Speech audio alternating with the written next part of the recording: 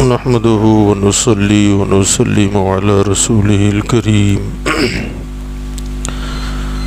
أما بعد فأعوذ بالله من الشيطان الرجيم بسم الله الرحمن الرحيم يا أيها الذين آمنوا اتقوا الله وكونوا مع الصادقين صدق الله العظيم۔ معزز و محترم سامعین کرام، السلام علیکم ورحمۃ اللہ وبرکاتہ۔ ان اللہ وملائکتہ یصلون علی النبی یا ایھا الذین آمنوا صلوا علیہ وسلموا تسلیما۔ اللهم صل على سيدنا ونبينا ومولانا محمد وعلى آله وأصحابه وبارك وسلم صلاة وسلاما عليك يا سيدي يا رسول الله صلى الله تعالى عليه وسلم۔ حضرت گرامی، قرآن مجید فرقان حمید کی جس آیے کریمہ کی تلاوت کر کے ہم نے اپنے آپ کو مشرف کیا، اللہ رب العزت ارشاد فرماتا ہے یا ایھا الذین آمنوا اتقوا اللہ، اے ایمان والو اللہ سے ڈرو، وکونوا مع الصادقین، اور سچوں کے ساتھ ہو جاؤ۔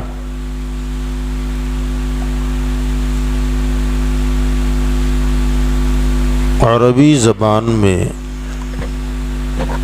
سچے کو صادق کہتے ہیں۔ صادق کا معنی سچا، اردو میں سچا کہیں گے، عربی میں صادق کہیں گے۔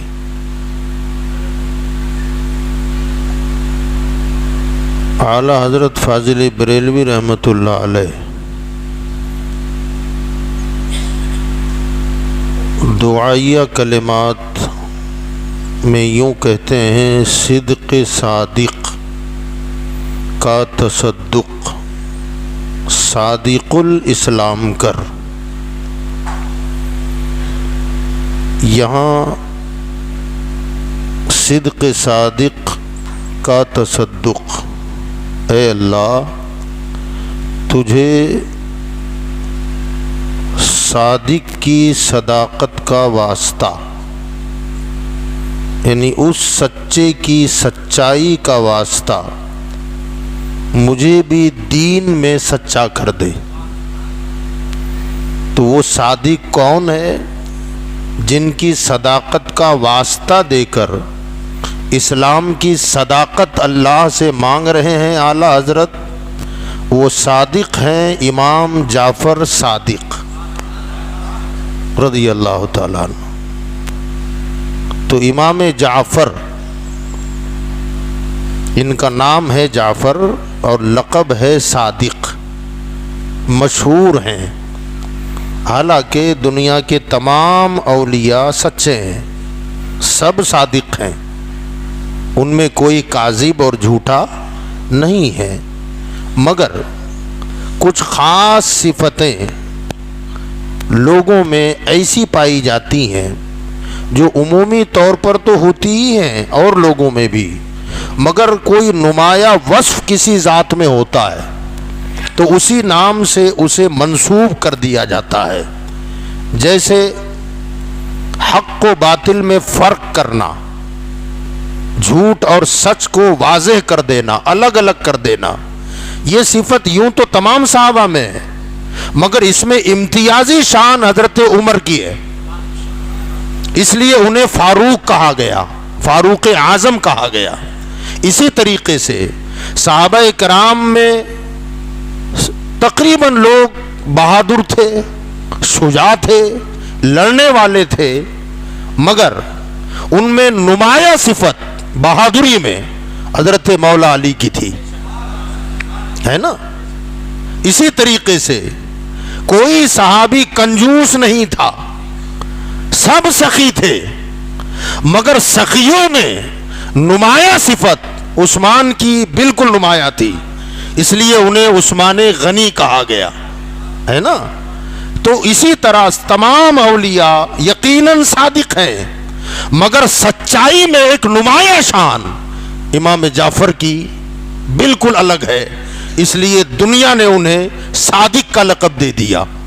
اس لیے اعلیٰ حضرت فاضل بریلوی رحمۃ اللہ علیہ دعا کرتے ہیں کہ مولا اس سچے کی صداقت کا تجھے واسطہ، ہمیں بھی اپنے دین میں سچا کر دے، اپنے مذہب میں سچا کرتے، اپنے اسلام میں سچا کر دے۔ امام جعفر رضی اللہ تعالیٰ عنہ یہ شہزادے ہیں حضرت سیدنا امام باقر کے۔ ان کے والد کا نام بولیے کیا ہے؟ ہاں، امام باقر کا نام ہے محمد۔ کیا نام ہے؟ سب مل کے بولیے۔ ان کا لقب ہے باقر، لقب ہے باقر،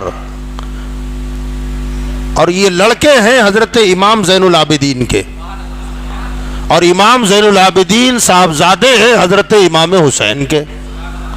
تو امام حسین کے بیٹے امام زین العابدین، امام زین العابدین کے بیٹے محمد باقر، اور محمد بن الباقر کے لڑکے ہیں حضرت امام جعفر، امام جعفر رضی اللہ تعالیٰ عنہ۔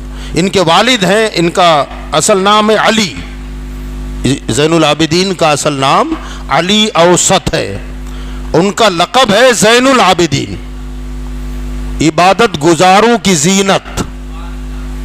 اس زمانے میں جتنے عبادت گزار تھے، فرمایا ان تمام عابدوں کی زینت ہے زین العابدین، یہ انہیں لقب دیا گیا حضرت علی اوسط کو، اور ان کے بیٹے ہیں محمد، ان کا لقب ہے باقر۔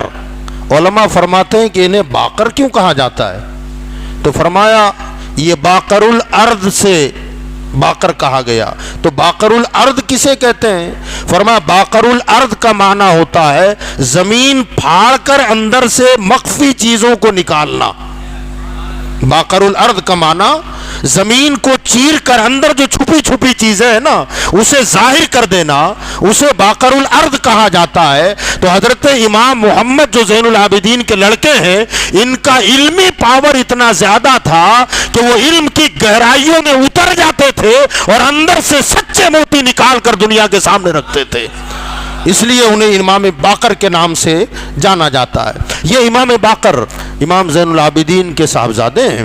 حضرت سیدنا یہ خود فرماتے ہیں، حضرت محمد الباقر خود فرماتے ہیں کہ حضور صلی اللہ علیہ وسلم کے ایک صحابی ہیں حضرت سیدنا جابر بن عبداللہ رضی اللہ تعالیٰ۔ اب ظاہر بات ہے جب امام باقر پیدا ہوئے ہوں گے وہ صحابہ کا دور ختم ہو رہا تھا، مگر جابر بن عبداللہ اس وقت بقید حیات تھے اور بوڑھے تھے، ان کی بینائی ختم ہو گئی تھی، نظر نہیں آتا تھا۔ امام باقر فرماتے ہیں کہ میں نوجوان تھا تو میں حضرت جابر بن عبداللہ سے ملاقات کے لیے پہنچا، تو میں نے دیکھا کہ آپ ایک چادر اوڑھے ہوئے بیٹھے ہیں اور نابینا حالت میں ہیں۔ میں نے جا کر سلام کیا، حضرت نے مجھے سلام کا جواب دیا اور جواب دے کر فرمایا کون ہے؟ تو میں نے کہا میں محمد۔ کہا کون محمد؟ کہا علی اوسط زین العابدین ابن امام حسین، ان کا بیٹا ہوں۔ فرمایا اچھا، ہاتھ پکڑے میرے اور ہاتھوں کو بوسہ دینے لگے۔ حضرت جابر بن عبداللہ صحابی رسول ہیں، وہ چومنے لگے اور چومتے ہوئے ارشاد فرمایا کہ اے محمد بن زین العابدین، تجھے رسول اللہ کا سلام پہنچا رہا ہوں۔ تو میں نے کہا حضور مجھے سرکار کا سلام؟ تو کہا ہاں۔ کہ میں ایک دن حضور صلی اللہ علیہ وسلم کی بارگاہ میں تھا اور وہاں امام حسین حضور صلی اللہ علیہ وسلم کی گود میں بیٹھے ہوئے تھے۔ میں سرکار کے پاس گیا اور جا کر کے میں نے سلام عرض کیا. حضرت رسول کائنات صلی اللہ علیہ وسلم نے فرمایا جابر یہ جو بچہ ہے اس کا ایک بیٹا ہوگا, پھر اس کا بیٹا ہوگا, اس کا نام محمد ہوگا, وہ تجھ سے ملاقات کرے گا, اسے میرا سلام پہنچا دینا. سبحان اللہ, یہ ہمارے آقا کی ذات ہے. سبحان اللہ. بچہ بعد میں پیدا ہونے والا ہے مگر سرکار ان کی عظمتوں کو جانتے تھے, اس کے مقام اور مرتبے کو جانتے تھے. حضرت جابر کے ذریعے حضرت امام باقر کو سلام پیش فرمایا, اور امام باقر کے صاحبزادے ہیں امام جعفر. سمجھ گئے؟ امام جعفر یہ حضرت علی کے پر پوتے ہے نا, پر پوتے یعنی پر پوتے کے بیٹے. حضرت علی کے لڑکے امام حسین, امام حسین کے لڑکے حضرت زین العابدین, ان کے صاحبزادے حضرت امام باقر, اور امام باقر کے صاحبزادے ہیں حضرت امام جعفر. ان کی امی کا نام ہے سیدہ فردا. کیا نام ہے؟ بولیے. فردا. ان کے نانا کا نام ہے قاسم. فردا کے ابا کا نام ہے, بولیے. قاسم کے ابا کا نام ہے محمد. بولیے کیا نام ہے؟ اور محمد کے ابا کا نام ہے ابو بکر صدیق. سبحان اللہ. ابو بکر صدیق کے صاحبزادے ہیں حضرت محمد, حضرت محمد کے صاحبزادے حضرت قاسم, اور حضرت قاسم کی بیٹی ہے حضرت فردا, اور فردا کے بیٹے ہیں حضرت امام جعفر. تو پتا چلا ننیال کی طرف سے صدیقی ہے اور ددیال کی طرف سے علوی ہے. سمجھ گئے آپ؟ اچھا, دوسری بات یہ کہ حضرت محمد کے بیٹے ہیں حضرت, بھول گئے آپ, قاسم. بولیے کیا؟ ابو بکر صدیق کے بیٹے حضرت محمد, حضرت محمد رضی اللہ تعالیٰ عنہ کے بیٹے حضرت قاسم. قاسم یہ حضرت قاسم کا نکاح ہوا حضرت اسما سے. محمد کے بیٹے ابو بکر صدیق کے بیٹے محمد, محمد کے بیٹے قاسم. قاسم کا نکاح ہوا سیدہ اسما سے, اور اسما بیٹی ہے عبد الرحمن کی, اور عبد الرحمن بیٹے ہیں ابو بکر صدیق کے. سمجھ میں آیا؟ دو بھائی سمدھی ہوئے. عبد الرحمن ابن ابو بکر کی بیٹی, محمد ابن ابو بکر کا بیٹا, ان کا نکاح ہوا. نکاح ہوا تو لڑکی کا نام تھا اسما اور لڑکے کا نام تھا قاسم. ان دونوں سے جو بیٹی پیدا ہوئی وہ ہے فردا, اور فردا کے بیٹے حضرت امام جعفر. اس لیے حضرت امام جعفر فخریہ طور پر کیا فرماتے تھے؟ میں وہ ہوں کہ میں صدیق سے 2 مرتبہ پیدا ہوا ہوں. فخریہ فرماتے تھے کہ میں ابو بکر صدیق سے 2 مرتبہ پیدا ہوا, ایک تو ان کی پوتی کی طرف سے اور دوسرا پوتے کی طرف سے. فرمایا اس اعتبار سے دوہرا رشتہ میرا ابو بکر صدیق کے ساتھ ماشاءاللہ یہ رشتہ ہے. تو وہ ننیال کی طرف سے صدیقی ہے ماں کی طرف سے, اور باپ کی طرف سے حضرت علی کی اولاد, امی کی طرف سے صدیق اکبر کی اولاد, اور ابا کی طرف سے حضرت مولا علی شیر خدا رضی اللہ تعالی عنہ کی اولاد ہیں. لہذا وہ سید بھی ہیں اور صدیقی بھی ہیں. اب یہاں سے ایک بات کا ہم کو آپ کو پتہ چل گیا, وہ یہ کہ جو حضرات اہل بیت کی محبت میں غلو کر کے ابو بکر صدیق کی شان میں توہین آمیز جملے بک دیتے ہیں, انہیں سوچنا چاہیے کہ وہاں تو آپس میں رشتہ داریاں جوڑی جا رہی ہیں, اور رشتہ نفرتوں میں نہیں جڑتا, محبتوں میں جڑتا ہے. ظاہر بات ہے جب بیٹی دی جا رہی ہے, جب بیٹیاں اہل بیت میں دی جا رہی ہیں اور اہل بیت ان کی بیٹیاں لے رہے ہیں, تو ذرا سوچو ان کے درمیان محبتیں تھیں, تبھی تو زین العابدین نے ابو بکر صدیق کے گھر سے بیٹی لے کر بہو بنایا. بہو جس لڑکی کو بنایا وہ حضرت ابو بکر صدیق کی پوتی اور نواسی ہے. لہذا یاد رکھیے گا, یہاں ہم زبان درازیاں کریں اور وہاں تو اخوت و محبتوں کے رشتے جڑ رہے ہیں. ہاں بہویں لی دی جا رہی ہیں, بیٹیاں لینا دینا ہو رہا ہے. اللہ ان محبتوں کا صدقہ ہمیں بھی عطا فرمائے. ہم اہل بیت سے بھی محبت کریں گے اور ہم صحابہ سے بھی محبت کریں گے, اس لیے کہ ہم اہل سنت ہیں. اور اعلیٰ حضرت نے فرمایا کہ اہل سنت کا ہے بیڑا پار, اصحاب حضور نجم ہے اور ناؤ ہے عطرت رسول اللہ کی. صحابہ نجم ہے, ستاروں کی مانند ہیں, اور اہل بیت کشتی نوح کے مانند ہیں. تو ہم دونوں کا دامن پکڑے ہوئے ہیں. اللہ تعالیٰ ان کے صدقے ہمیں جنت میں درجات عطا فرمائے. ایک حدیث سن لیں, ایک روایت سن لیں آپ. ایک دن حضرت مولا علی کرم اللہ تعالی وجہ الکریم کو بار بار دیکھتے جاتے تھے صدیق اکبر, اور مسکراتے تھے, دیکھتے تھے مسکراتے تھے. تو حضرت علی کی نظر پڑی, ایک مرتبہ, دو مرتبہ, تین مرتبہ. جب نظر پڑتی گئی کہ بار بار مجھے دیکھ کے مسکرا رہے ہیں, تو حضرت علی نے ابو بکر صدیق سے پوچھا کہ آپ مجھے دیکھ کے مسکرا کیوں رہے ہیں؟ تو حضرت ابو بکر صدیق نے کہا کہ ایک بات بتاؤں؟ کہا کیا؟ کہا میں نے رسول اللہ سے سنا ہے, خود میرے آقا نے مجھ سے کہا کہ قیامت کے دن اللہ تعالی جنت کا ٹکٹ علی کے ہاتھوں بٹوائے گا. جنت کا ٹکٹ اللہ علی کے ہاتھوں بٹوائے گا. علی وہ مجھے رسول اللہ کی بات یاد آئی, اور آپ کو دیکھ کر میں خوش ہو رہا تھا کہ اللہ نے علی کو کیا مرتبہ دیا ہے, علی کو اللہ نے کتنا اونچا مرتبہ دیا ہے کہ جنت کا سرٹیفکیٹ تمہارے ہاتھوں تقسیم ہوگا. کہ اس لیے میں تمہیں دیکھ دیکھ کر مسکرا رہا تھا. حضرت علی نے پلٹ کر کہا ابو بکر میں تمہیں وہ بات نہ بتاؤں جو میں جانتا ہوں تم نہیں؟ کہا کیا؟ کہ ابو بکر تم بھی کتنے خوش نصیب ہو. کہا کیا؟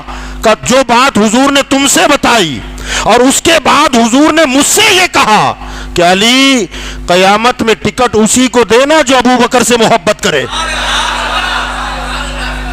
ابو بکر سے نفرت کرنے والوں کو نہ دینا. سبحان اللہ. تو حضور صلی اللہ علیہ وسلم نے تو ایسے ملایا ہے. اب یہ رافضی ان کی شان میں توہین کر رہا ہے, گستاخیاں کر رہا ہے. تو یاد رکھیے گا اہل بیت بھی ہمارے سر کے تاج ہیں اور صحابہ بھی ہمارے سر کے تاج ہیں. یہی مسلک اعلیٰ حضرت ہے, یہی مذہب اہل سنت ہے, اور جو اس پر قائم ہوگا انشاءاللہ اس کا بیڑا پار ہو جائے گا. تو حضرت سیدنا امام جعفر الصادق رضی اللہ تعالی عنہ کی ولادت طیبہ سن 80 ہجری یا 83 ہجری میں 17 ربیع الاول کو مدینہ شریف میں ہوئی. مدینہ منورہ میں 17 ربیع الاول کو آپ پیدا ہوئے. سن 80 یا 83 ہجری میں اپنے والد محترم کے زیر سایہ آپ نے تربیت پائی اور وہ علم حاصل کیا معرفت کا, حقیقت کا, شریعت کا, کہ اپنے وقت کے امام کہلائے. شریعت کے بھی, طریقت کے بھی, حقیقت کے بھی, معرفت کے بھی امام کہلائے. ان کا علمی مقام اور صوفیانہ مقام کتنا بلند تھا آپ صرف اس سے اندازہ لگا لیں کہ ہم سب کے امام امام اعظم ابو حنیفہ رضی اللہ تعالی عنہ امام جعفر صادق کے شاگرد ہیں. امام اعظم ان کے شاگرد ہیں. 2 سال تک امام اعظم نے ان کی صحبت پائی, اور جب حضرت امام اعظم رضی اللہ تعالی عنہ کی عمر مبارکہ تقریباً 60 سال کی تھی, اس وقت کسی نے پوچھا تھا امام آپ کی عمر کتنی ہے؟ تو امام اعظم نے فرمایا 2 سال. کتنے سال؟ 2 سال. داڑھی سفید, سر کے بال میں سفیدی آ گئی, 60 کی عمر ہے, اور پوچھنے والا پوچھ رہا ہے کہ عمر کتنی ہے؟ آپ نے فرمایا 2 سال. وہ چونک گیا, کہا حضور 2 برس؟ تو آپ نے فرمایا ایسے تو 60 سال گزر گئے, مگر ابو حنیفہ 19 سالوں کی زندگی کو اصل زندگی سمجھتا ہے جو امام جعفر کی صحبت میں نے گزارے ہیں. جو ان کی صحبت میں گزارے حقیقی زندگی تو وہی زندگی ہے. اور جملہ فرمایا لولا سنتان لہلک النعمان، اگر وہ 2 سال نہ ہوتے تو نعمان ہلاک ہو گیا ہوتا. ان کی صحبت نے مجھے کامیاب کر دیا ہے. جس کی 2 سال کی صحبت امام اعظم کو کامیاب کر دے، ذرا سوچو وہ امام جعفر کا مقام کتنا بلند ہوگا، ان کی شان کتنی عرفہ و اعلیٰ ہوگی. حضرت سیدنا امام جعفر صادق رضی اللہ تعالی عنہ کے پاس ایک صاحب آئے اور آ کر کے 10,000 درہم انہوں نے امام جعفر کو دیے اور کہا کہ حضور میں حج کو جا رہا ہوں، آپ میرے لیے کوئی مکان خرید لیں، میں چاہتا ہوں کہ حج سے واپسی پر اپنی فیملی کے ساتھ اسی مکان میں میں قیام کروں گا، وہاں رکوں گا. کہا اچھا. وہ حج کے لیے چلا گیا. حضرت امام جعفر صادق نے 10,000 درہم خیرات کرنا شروع کر دیا، سب اللہ کے راستے میں بانٹ دیا. اب وہ مکان خریدنے کی بات کر کے گیا، پیسہ دے کر گیا اور آپ نے صدقہ کر دیا پورا. وہ بندہ حج سے واپس آیا، واپس آنے کے بعد امام جعفر سے کہنے لگا حضور مکان خرید لیا آپ نے؟ تو کہا ہاں. کہا کہاں ہے، کون سی گلی کون سے محلے میں مکان لیا ہے آپ نے؟ تو کہا یہاں نہیں، جنت میں لیا ہے. کہا حضور جنت میں سے مکان خریدا؟ تو کہا ہاں. تو کہنے لگے اور تجھے مبارک ہو، مکان بھی ایسا ویسا نہیں خریدا ہے. کہا حضور کیسے خریدا؟ کہا ایک پڑوس میں رسول اللہ کا گھر ہے، دوسرے پڑوس میں علی المرتضیٰ کا گھر ہے، تیسرے پڑوس میں امام حسن کا گھر ہے اور چوتھے پڑوس میں امام حسین کا مکان ہے، بیچ میں تیرا مکان میں نے جنت میں خریدا ہے. وہ بھی عاشق تھا، وہ کہنے لگا حضرت خالی زبانی کا لکھ کے دیں، مجھے لکھ کے دے کہ ایسے ہی مکان مجھے جنت میں ملے گا. تو حضرت نے فرمایا لا قلم لیا، کاغذ لیا اور اس کا قبالہ لکھا، اسے جنت میں وہ مکان میں دے رہا ہوں جس کی ایک سائٹ رسول اللہ کا مکان، دوسری طرف علی المرتضیٰ کا مکان اور تیسری طرف امام حسن کا مقام اور سامنے کی طرف امام حسین کا مقام ہوگا. اور نیچے دستخط کر دی. سبحان اللہ. اس نے لیا، آنکھوں سے لگایا. یقین دیکھیں آپ، بھروسہ دیکھیں آپ. لے کے گھر چلا گیا. بچوں سے کہا کہ جب میرا انتقال ہو جائے نا تو یہ وہاں کے مکان کی دستاویز ہے، رسول اللہ کے بیٹے نے لکھا ہے، ان کی اولاد نے لکھا ہے، تو یہ جنت کے مکان کا یہ دستاویز ہے. جب میں مر جاؤں تو میرے کفن میں رکھ دینا. انتقال ہو گیا. جب انتقال ہوا تو اس بچوں نے غسل دے کر کفن پہنایا. کفن میں وہ حضرت امام جعفر صادق رضی اللہ تعالیٰ عنہ کے ہاتھ کا لکھا ہوا پرچہ اسی میں رکھ دیا اور دفن کر دیا. جب دفن کر دیا گیا تو دوسرے دن اس کی قبر پر وہی کاغذ رکھا ہوا تھا اور اس کے پیچھے کی سائڈ لکھا ہوا تھا کہ جعفر ابن باقر نے جو کچھ لکھا تھا وہ سچا ثابت ہوا. سبحان اللہ. آپ ذرا دیکھیں یار، سبحان اللہ. لوگ کہتے ہیں جنت اللہ کی ہے، وہ جسے چاہے عطا کر دے. جنت اللہ کی ہے، وہ جسے چاہے عطا کر دے. یاد رکھیے گا جنت کا خالق اللہ ہے، مالک مصطفیٰ ہے. جنت کا خالق اللہ ہے، مالک مصطفیٰ ہے اور وارث یہ اولیاء اللہ ہے. یہ وارث اولیاء اللہ ہے. قرآن کہتا ہے تلک الجنت التی نورث من عبادنا من کان تقیا، کہ ہم نے اپنی جنت کا وارث اپنے متقی بندوں کو بنا دیا ہے. سمجھ گئے آپ؟ اسی لیے اعلیٰ حضرت نے فرمایا تجھ سے اور جنت سے کیا مطلب، تجھ سے اور جنت سے کیا مطلب، وہاں بھی دور ہو، ہم رسول اللہ کے، اگلا آپ بول دے، ہم رسول اللہ کے اور جنت کس کی ہے؟ جنت رسول اللہ کو مالک بنایا اللہ نے اور ان کے صدقے میں. اور اگر وراثت نہ ہوتی تو نام رجسٹری نہ ہوتی وہاں کی. ہم تو یہاں کا بھی کوئی مکان کسی کے نام کرنے کا مجاز نہیں ہے، ہم کو اختیار نہیں ہے، مگر وہ اہل بیت اطہار ہیں کہ کہ سبحان اللہ زمین پر بیٹھ کر جنت کے سودے کر رہے ہیں، زمین پر بیٹھ کر جنت کے محلات خرید رہے ہیں اور لوگوں کو دے رہے ہیں، تقسیم کر رہے ہیں، بانٹ رہے ہیں۔ تو حضرت سیدنا امام جعفر صادق رضی اللہ تبارک و تعالی عنہ کی نیاز عموماً 22 رجب کو کر لیا آپ نے کہ باقی ہے؟ جی کل ہوگی نا، کل ہوگی۔ حالانکہ حضرت کی نہ یوم ولادت ہے کل، نہ یوم وصال۔ آپ کا یوم وصال 15 رجب ہے۔ کون سی تاریخ ہے؟ اب تو گزر گئی۔ جنہوں نے کر لیا سبحان اللہ، نہیں کیا کل کر لیں، کوئی پابندی اس پر نہیں ہے، کسی بھی تاریخ میں نیاز اور ایصال ثواب کر سکتے ہیں۔ مگر کل جو 22 تاریخ ہے، امام جعفر صادق کی نہ یوم وصال نہ یوم ولادت، مگر کل کی تاریخ میں حضرت سیدنا امیر معاویہ کا یوم وصال ہے۔ حضرت امیر معاویہ رضی اللہ تعالیٰ عنہ کا وصال 22 رجب کو ہوا۔ تو آپ سے میری گزارش ہے، عمل کرو گے انشاءاللہ؟ اونچی بولے۔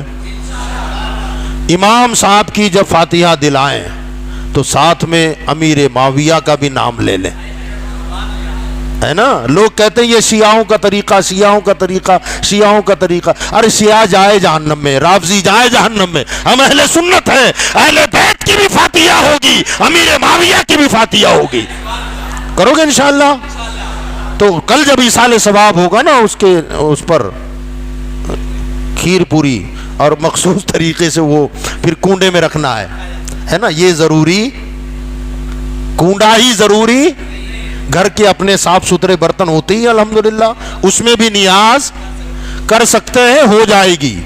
22 تاریخ مخصوص نہیں ہے، کسی اور تاریخ میں بھی کیا جا سکتا ہے، مگر 22 کو کرنا ہے یا کر رہے ہیں تو پھر حضرت امیر معاویہ کا بھی نام ایصال ثواب کریں، اہل بیت کے بھی نام، صحابہ کے بھی نام، ازواج مطہرات کے بھی نام اس میں لے لیں۔ اللہ اس کی برکتوں سے ہم سب کو مالا مال فرمائے۔ رہا مٹی کا کنڈا، اگر اس نیت سے خریدیں کہ یہ مٹی کا کنڈا، اس میں کھیر پوری وغیرہ بھروا کر ہم ایصال ثواب کریں گے اور بعد میں پھر اسے ضائع نہ کریں، ورنہ مسجدوں میں لا کے جمع کرتے ہیں لوگ، گھر میں رکھ لینا اس کو،